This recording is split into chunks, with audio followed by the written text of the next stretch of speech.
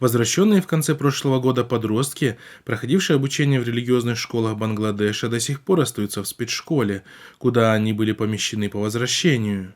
В Минобрнауке тогда заявили, что детям нужна адаптация, поскольку те не учились в общеобразовательных школах. При этом в министерстве сообщили, что период адаптации зависит от каждого ребенка и может занять от 3 месяцев до года. Специалисты должны определить, в каком классе они должны учиться, каков уровень их знаний, какие предметы им необходимо изучить. Только после этого они вернутся в свои семьи, подчеркнул тогда пресс-секретарь ведомства Эхсони Хушвахт. Родные одного из детей обратились с жалобой Радио Зади по этому поводу. Родным запретили видеться с ребенком. Также власти отказали им в переводе ребенка в обычную школу. «Иногда мне кажется, что моего сына держат в заложниках», сказал отец подростка Махмадзариф Саидов, член партии Исламского возрождения Таджикистана, находящийся за пределами страны. қатори ҳамон қадар кӯдаконе ки дар ҳамин мактаб таҳсил мекунанд ва аз ҷиҳати равонӣ мушкил доштаву.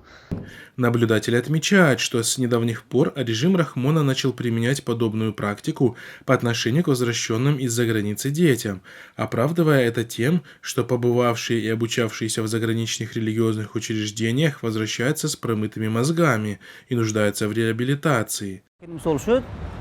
دүймаше нишон метиҳад номаш Умарҷон ина мебинем леки Муҳаммад Оли то ҳозира дидагимо не. Примечательно, что на данный момент в Таджикистане не существует ни одного религиозного учебного заведения, где дети могли бы изучать ислам. این مسئله خیلی حساس است. این کودکان در یک شرایطی بودند در آنجا که حاضر ما اویله‌ها را نشناخته نآموخته که آیا همین اویله خودش اویله سالم هست، آیا میتواند به همین کودک را درست تربیت کند. برای این وقت در ما وارد مذاکرات هستیم با حکومت عراق و برای انجام دادن این کارها تمام چاره‌ها را می‌اندیشیم و من با تمام جانب‌هایی که در این روند شامل بودن و سهم گذاشتن. Напомним, что возвращенные из Ирака в апреле 2019 года 84 ребенка также находятся в специальных детских учреждениях, хотя изначально власти пообещали их матерям доставить детей родственникам.